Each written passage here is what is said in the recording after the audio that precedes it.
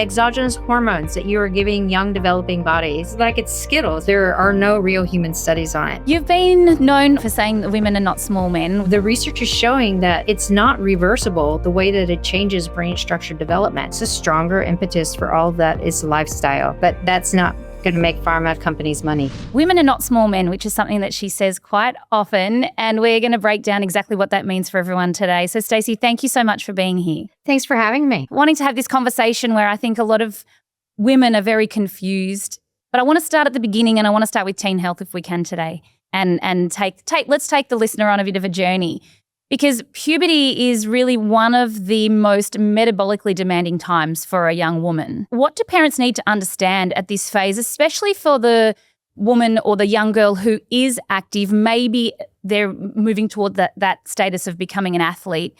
And what does that kind of mean when it comes to, how they're eating, what they're doing? Because often they're actually not eating as well. 100%, because there's so many things that go into it. We look at girls who come home with a full lunchbox because they don't want to eat in front of people at school, or they're getting mixed messages of calories in, calories out.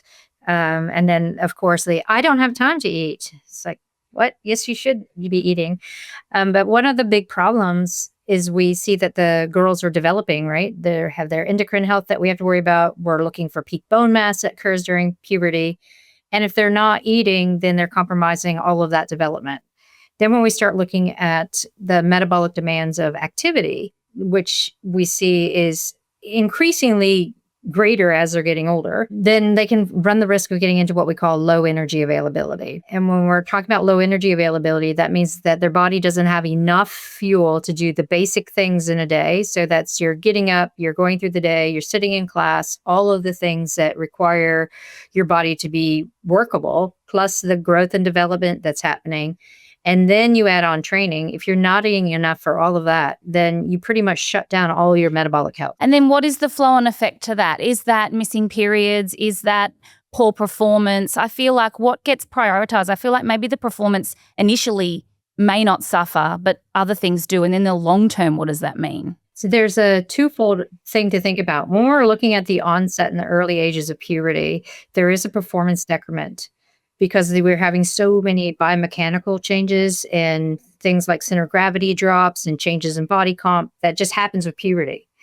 And that's one of the reasons why girls are very hesitant to eat, because they're afraid they're putting on weight, right? So it's this cultural thing that comes into play. And then we also have to look at what happens when we're not eating to fuel developing muscles. Then we start seeing things like bone stress fractures, poor bone health. We can't really rely on menstrual cycle at the moment, because the first 3 years after your first period is very irregular anyway. So we'll see things that heavier bleeding or missed periods.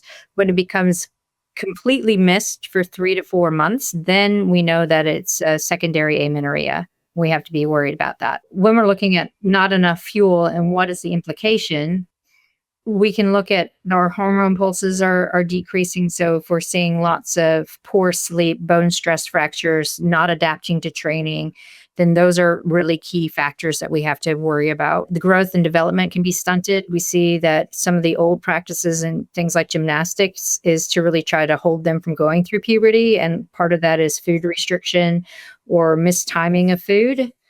And so there are some poor practices that can then hold over into existing mentality. And those are the things that we start to worry about with our young active girls. Do we know what that means for the future as well? Sort of, like you mentioned, the cycle really doesn't become robust until early 20s, 2021, somewhere around there, right?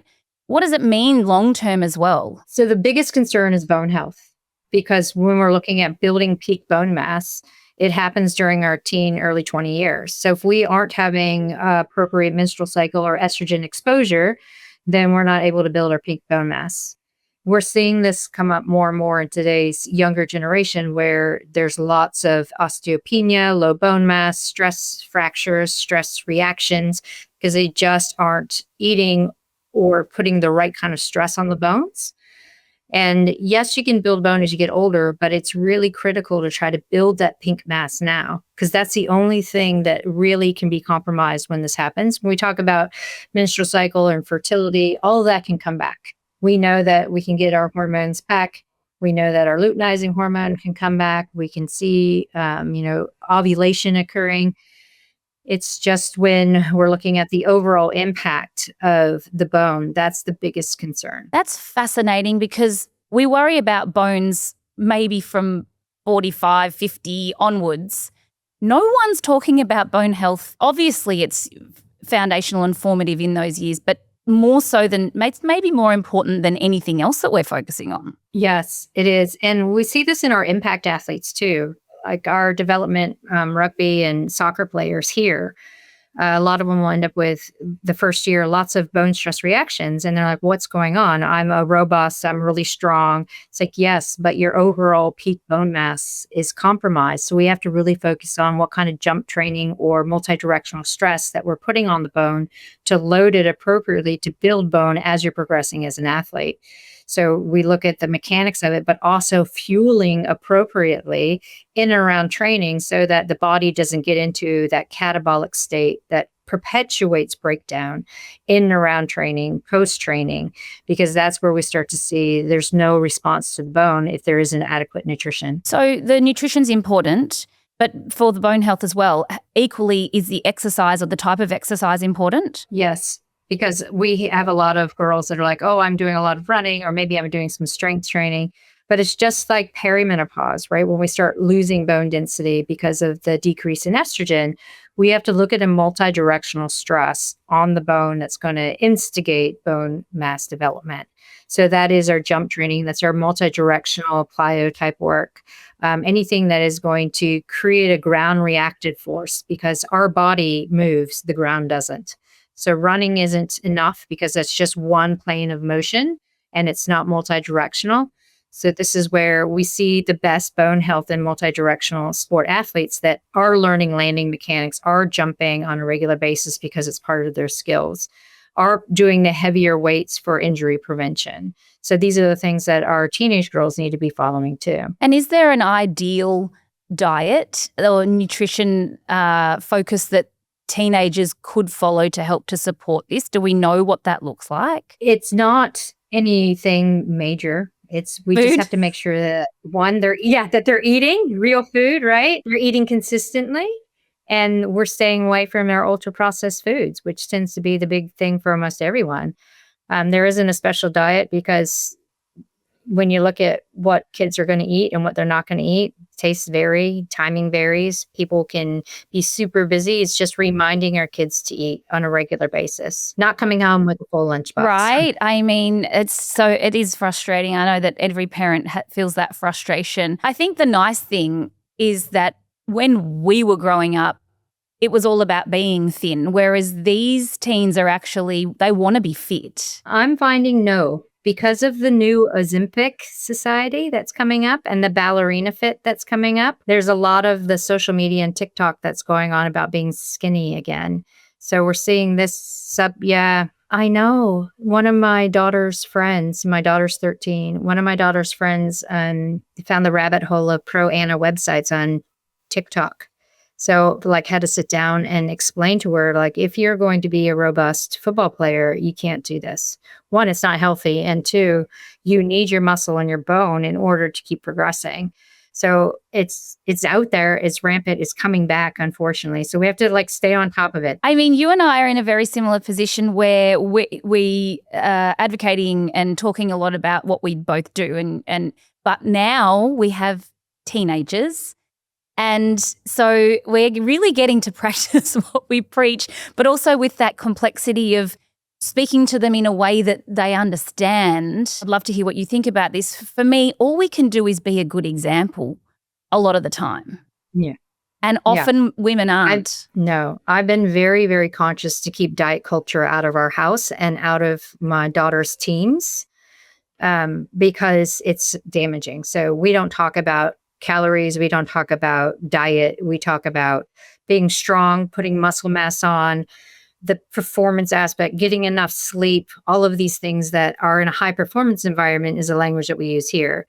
And we see that it's done her really well. And the way that she talks about it with her friends, they are like, oh yeah, okay, great, this is good. And it's like, this is just a very small subset. I wish that everybody could have the same kind of language and we could eradicate the whole diet culture. I completely agree with that.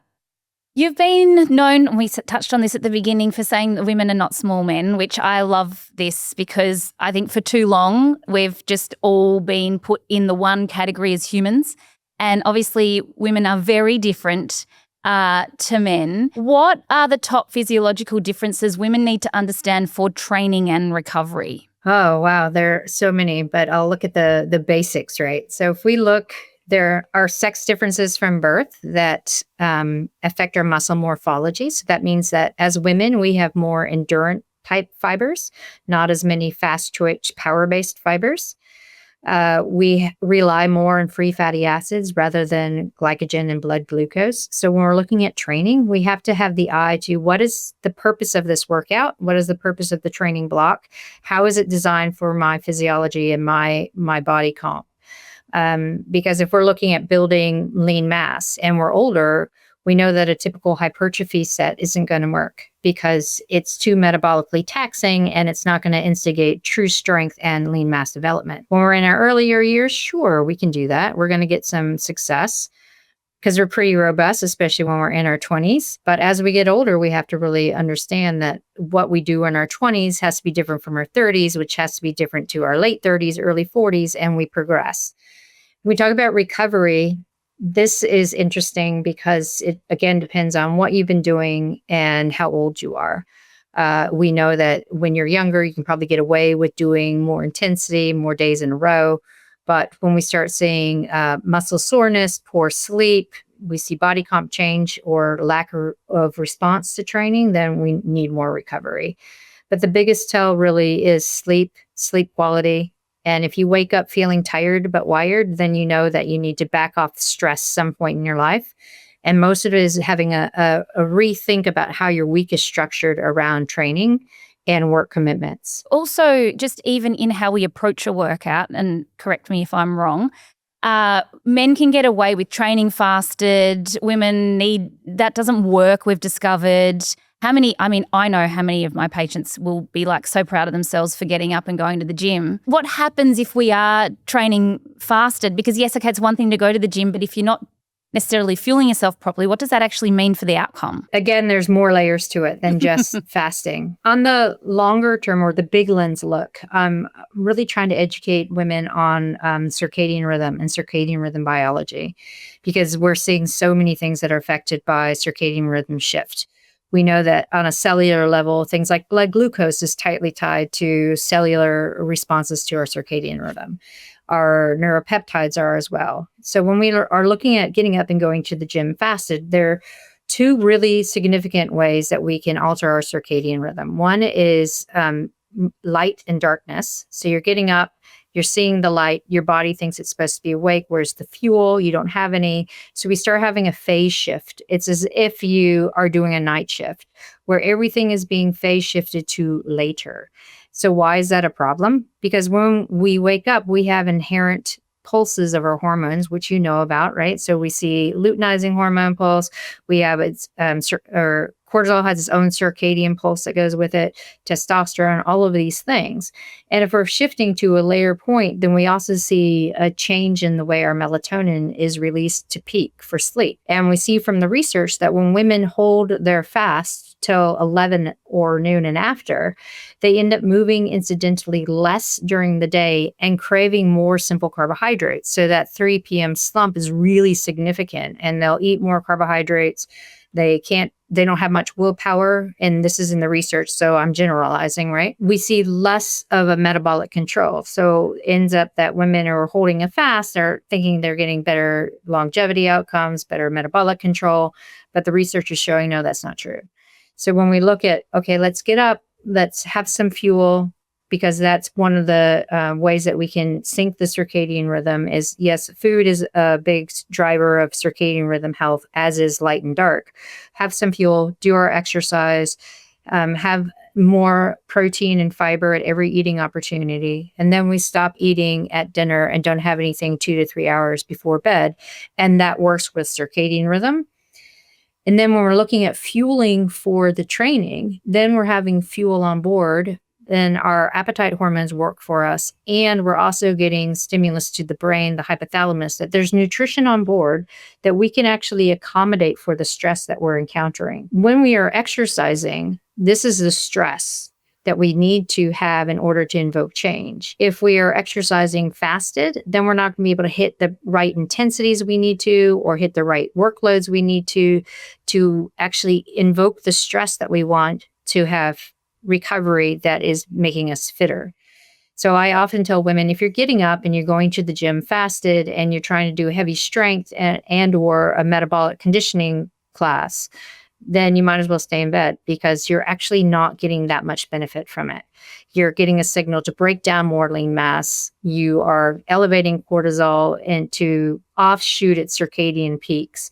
So if you are thinking about getting up and go to the gym, just have something very small, because that feeds forward to having better circadian health, better stress responses during exercise and post-exercise response to get the adaptations that you want to get fitter. Am I understanding that if we're getting up and it's still dark, does that actually play a role as well? Because, I mean, in the middle of winter, a lot of us get up before the kids and try and get our workout done so that we tick that box for the day. The fact that it's still dark is also a factor? It is a factor, but if you are going out for a run in the dark, right, you are effectively being a shift worker. So you need to look at some light, some bright light, get that so your body's like, I'm awake. This is why a lot of the longevity stuff is you want to see bright light before 10 a.m. so that you can maintain circadian health. So yeah, down here, we're in the Southern Hemisphere, it stays dark forever. And there's a small amount of daylight. So it's let's get some of those sunlights in the garage so that if we're doing a garage workout, we are getting the stimulus of that light. Fascinating. I never thought about that before. So is there a better time to then, for as women, especially let's talk about women, 35 plus, is there a better time to be actually prioritizing the workout? Not cycle related, just... We say... So 24-hour related. It really comes down to consistency, right? So fit it in when you can. And then we look at what the environment is to be able to optimize that workout. So if you have to get up and work out in the dark, well, like I said, let's look at bringing some lights in, or staring at a bright light that's not your phone screen. I was going to say, really everyone's got their phone, they're fine, they're ticking the box. But you mean more like a red light maybe. Yeah, something that's going to say, I'm awake now. So the opposite of your blue light blockers and things, right? Yeah. Because then that helps. And if we're doing that, then again, when it comes time to sleep, if we've had the artificial light at night, which we do in winter, it's hard to shut down because your body's like, oh no, it's still light. But if we have that exposure in the morning, then it helps being able to keep that melatonin starting to rise and hitting that optimal sleepy time about 9. And then we see 3 or 4 in the morning is when we have the peak of the melatonin. And this is how our sleep cycle works in women. It's about an hour later for men. But if we don't have that bright light or that light awakening, then again, we're phase shifting everything. So we don't have the right melatonin responses at night. So we end up with poor sleep. What about for teens, just circling back? Where does that peak for teens? Yeah, so this is interesting because we see around the age of 8 or 9, this is where you start fighting with your kid to get to bed on time, because they start having a change in when they get sleepy, and it lasts through the teen years and then resets in the early 20s. So that uprise of melatonin is later in teens. So we see that it's about 11. So, when your kid is like, I'm not sleepy, it's like you try to get them to hit the beginning of the wave at 9 o'clock. Because if they miss it at 11, then they're up. For them, sleep, that means that they're going to be sleeping in technically. We call it sleeping in, but they're just getting the right amount of hours for what they need. It's not conducive with the way we live our lives. I said this to my daughter. She had to do a research for something not long ago. I said, why don't you research and motion the idea of starting school later to fit your circadian rhythm as a teenager. And she's like, Mum, that's so stupid. And I'm like, I think it's great. If they start school at 10:30, they're sleeping. We could still get stuff done in the morning. It would be so great. Here we go. We've solved a world's problem right there. Let's talk about the cycle, the menstrual cycle and performance, because I mean, I know that's a bit, again, these are all very big and I'm trying to scratch the surface so that the listener, they can go and find you after this. I think this is probably one of the things that women actually do connect with if they are naturally cycling, how they know that they perform better on certain days of their cycle. But generally speaking, what does that look like for the woman that has never met this kind of information before? 5 or 6 years ago, I would have been more of a molecular, because that's the research that we had that shows that, the low hormone phase, day 1, the first day of your bleed, up to about ovulation, day 13, 14, is when your body's most stress resilient. And this is where we can push hard and go hard and get lots of adaptations.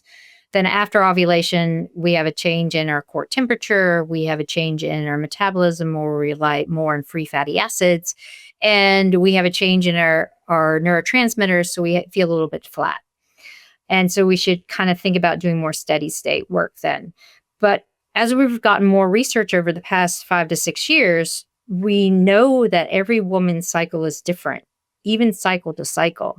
And there are more and more anovulatory cycles that are occurring. So you don't actually even know, because you'll still have a estrogen withdrawal bleed without progesterone. It might be heavier, it might be shorter, but women aren't that aware that they've had an anovulatory cycle. So what we're finding is, because it is so variable, you do find your own patterns. Like you were saying, women know when they feel good, when they feel bad. So you just want to track your own cycle to see how you respond.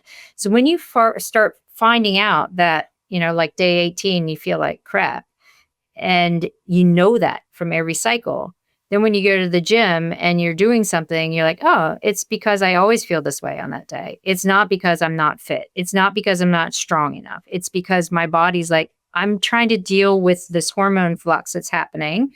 So let's just back it down. And when women understand that, they become so empowered, and that negative self-talk that we have about not being fit enough, not being strong enough, not showing up, like, it gives us permission just to relax a little bit. And then fitness improves, because then you push hard on the days you feel really good. Because remember, the days of exercise that you feel really good, you get a greater training stress. Then your body overcomes that training stress, which is how we get fitter. So if you can increase the load on the days you feel really good, you get a greater training stress, which means your fitness accelerates. Instead of trying to push against the grain, right, and try to do something when you don't feel that great. The takeaway here is track your cycle, firstly, if you're not doing that, because I think a lot of women, you can fall into the trap of going, is this my life now? Is this, especially even if it's only one day that you feel like this, you're like, what's wrong with me? Is this my life now? Like, what I was yesterday, I felt great. When's it coming back? Whereas if you know this about yourself, or at least you track it somewhat. I have gone through this phase more recently. Cycle day 21, I've finally figured out, is just not a great training day. It's so funny though. And my trainer will say, is it day 21? I'll be like, interesting, let's have a look and see. It is. Also, and I love this because I have had other people that I've discussed your work with, and they've said, Stacey's now saying, I can't remember, I'm not going to quote it exactly, but basically if you feel good on cycle day 1, then go for it, train on that day. And I'm like, absolutely, like that's always been me. But if you ask me cycle day 27, no, don't even talk to me. Don't ask me to be creative. Don't ask me to come up with anything. That's the day that I just go away, and then I come back on cycle day 1 and we're good again. Everyone's different though. That's the point. Absolutely.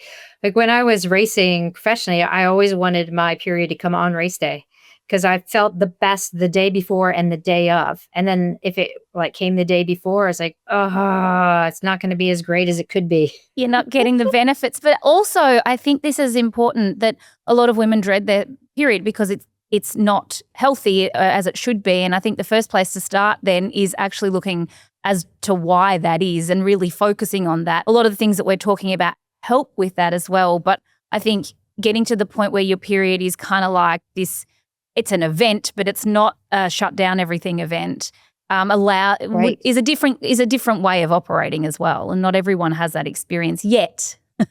Yes, I am always telling young girls, giving talks to like the surf clubs and that kind of stuff, if they are down for the count when their period starts, to talk to their parents or their mom about it, because there's something that can be done. It's not something to dread. If you're in bed with severe cramping and bleeding and it's taking time out of your life, that's not normal. And I don't think a lot of women realize that because we haven't said that. We've never really talked about the bleed phase. We always talk about the menstrual cycle, but not specifically the bleed phase, what's normal, what's not. Even women who have pain on ovulation, that hasn't never really been discussed, but it's a definite thing and that can definitely take people out. And the more conversations we have about what's normal, or what's within the range of normal and what's outside of the range of normal, then we can really start to empower more girls and women. So true too. Like once you've experienced what that considered normal period, which is just something that comes and goes and hopefully isn't an event, until you experience that, then you can actually start to see when things deviate from that and look back at what you've done in the lead up, the 28 days prior to that, to be able to reassess and recalibrate.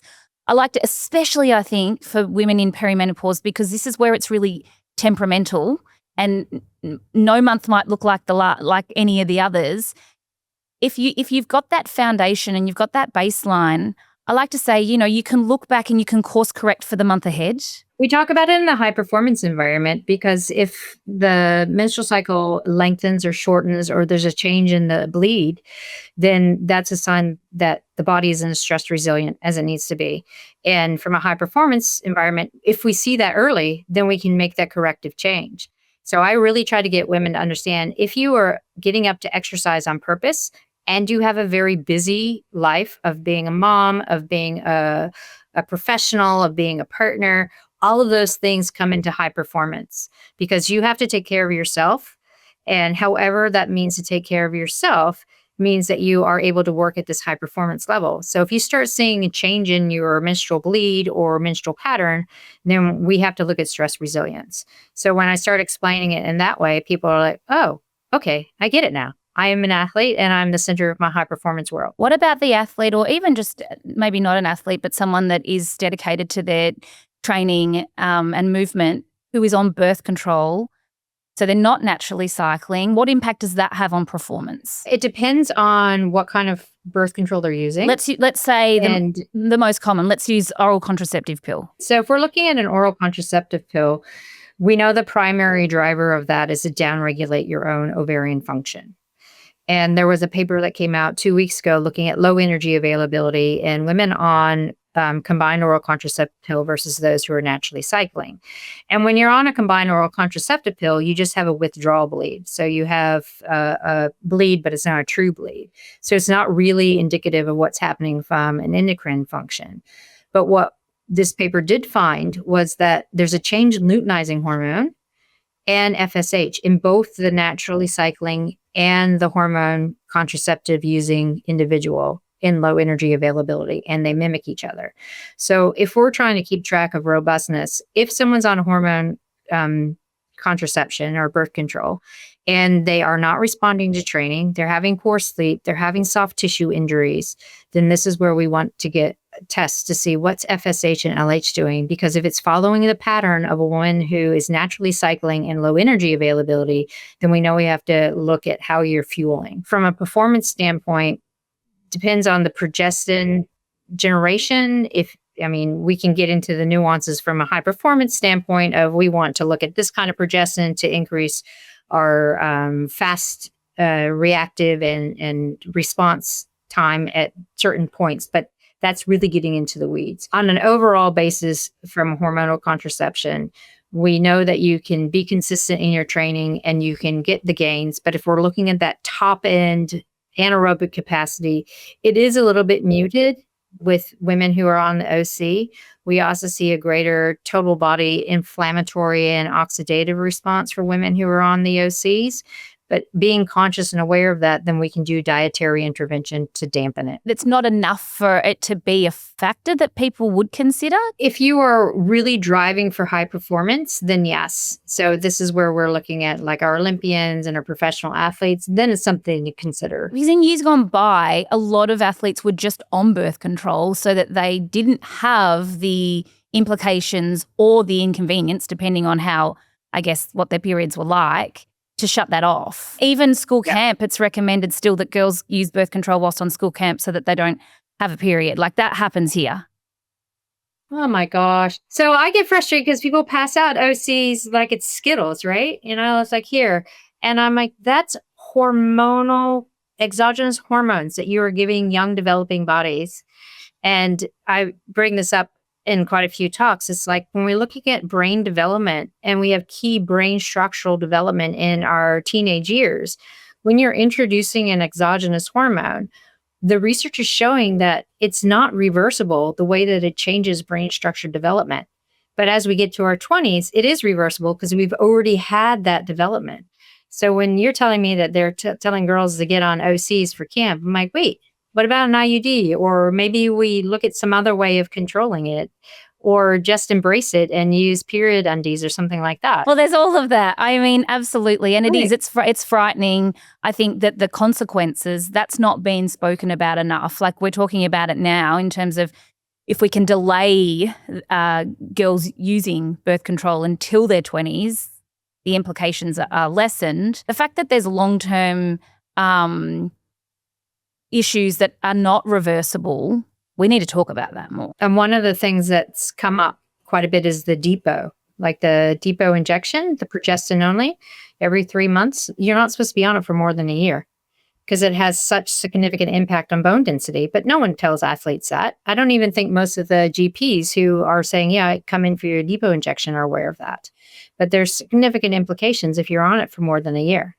So there's so much about the different contraceptions that aren't being discussed unless you actually ask questions to the right person. This is so true.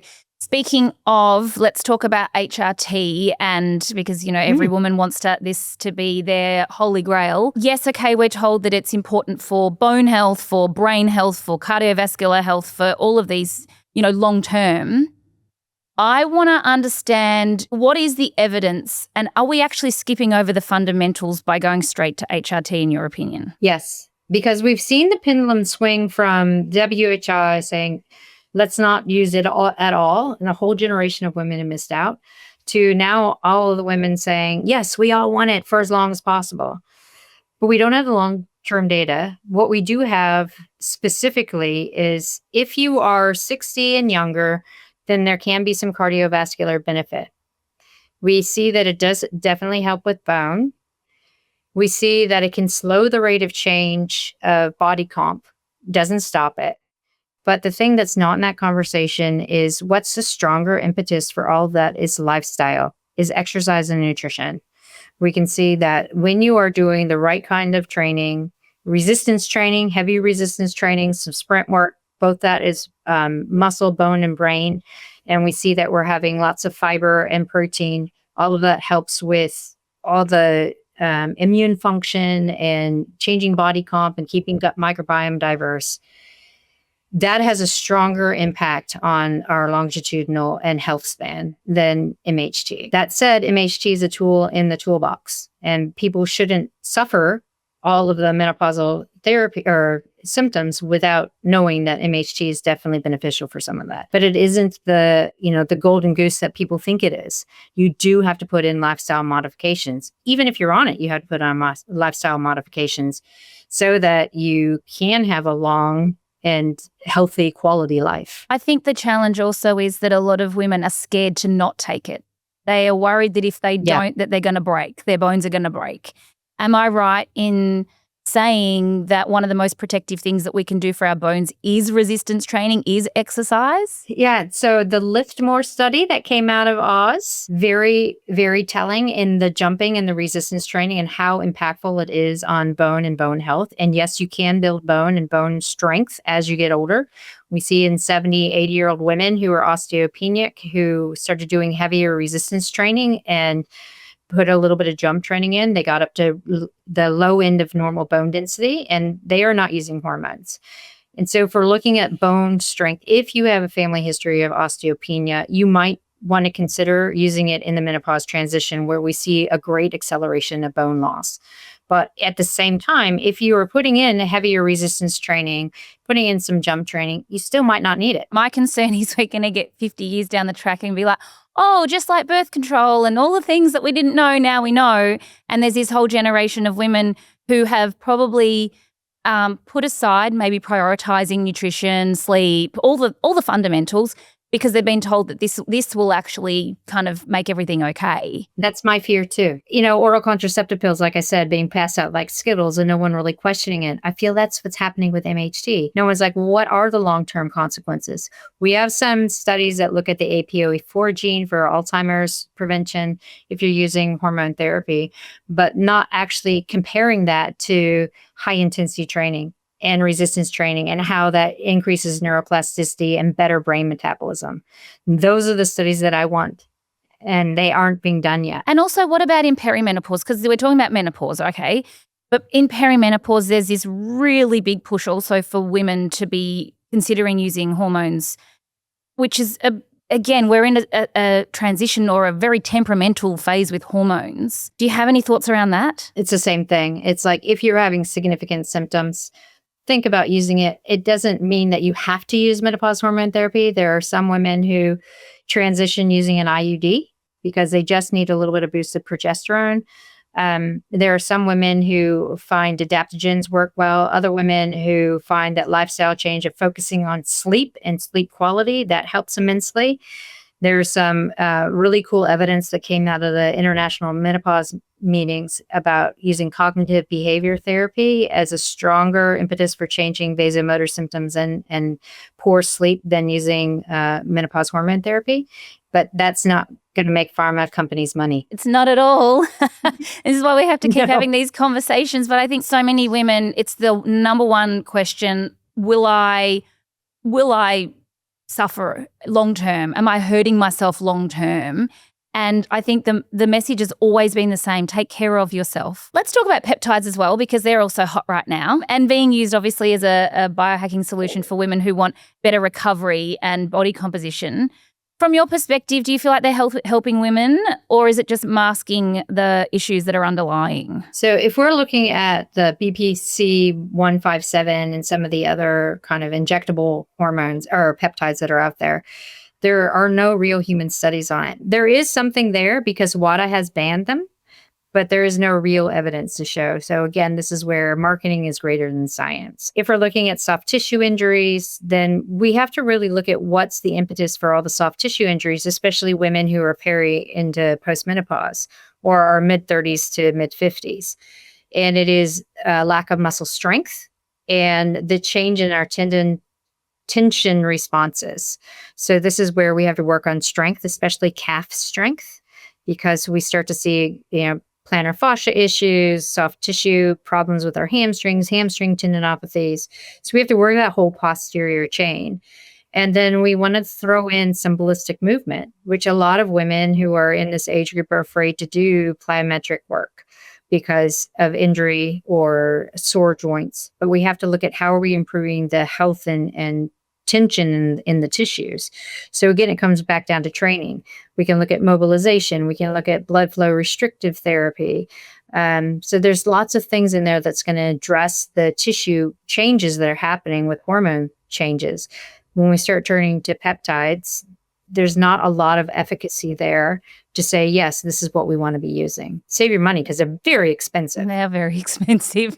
I love that we're having this conversation because I don't think that we, in terms of where the research is at and what we know is worlds apart. We're still not there yet on a lot of this. Exactly. That's the thing. And this is where we see bro science and the longevity groups throwing stuff out. It's like, let's get everyone on our peptides. Let's get everyone on NAD and methylene blue and rapamycin. But there are no real robust human studies on that. Yes, we see that topical rapamycin can help with skin cancer, but that doesn't mean that everyone should be using it for a glowing complexion.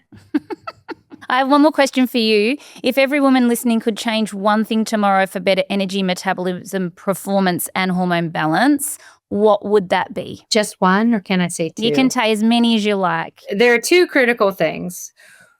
One is, of course, is sleep. Let's look at sleep hygiene and how we are really protecting our sleep, because we can't induce any kind of change from a metabolic or physiological standpoint unless we have really good, adequate sleep. We see, well, I've been telling my husband about this study that came out 2 weeks ago where the brain is cleaning itself. And I was like, okay, we'll use that. But sleep deprivation and the times in the day when you lose focus and attention, it's your brain is trying to clean itself by flushing in CSF, or your cerebral spinal fluid, into the brain and then washing it out, which is what it should be doing when you're asleep. But it's happening in the day, and this is why we lose attention and focus. So we want to change that and not have brain fog. We have to really focus on how are we getting quality sleep. So that's the one thing. The other is having about 10 minutes of real quiet mindfulness. I find that first thing in the morning, get up before everyone else, go outside, see what's happening, no noise, and it just centers and allows you to get a little bit more parasympathetic response. And then you can bring that to touch points during the day where you start to get overly stressed, anxious. Then you just bring yourself back to that 10 minutes in the morning where you're like, okay, no noise. So it's kind of bookending. Let's start the day with some good parasympathetic, like self quiet time. And then let's focus on sleep. If you get those two things, then you can start looking at all the other pillars and implementing some change to really focus on quality of life for a longer period of time and not just a short little training block. Excellent. So, and everyone can do that. But also, if you're not sleeping properly, then figure out why you're not sleeping properly. There's always a reason, then there's always the solution. Yeah. Thank you, Stacey, so much. This has been so great. We could go down rabbit holes, but people can go and find you and your work and go down rabbit holes themselves. Thank you for the work that you're doing. I have absolutely loved chatting with you, and I really appreciate everything that you do. No, thank you. And thanks for having me. It's been fun.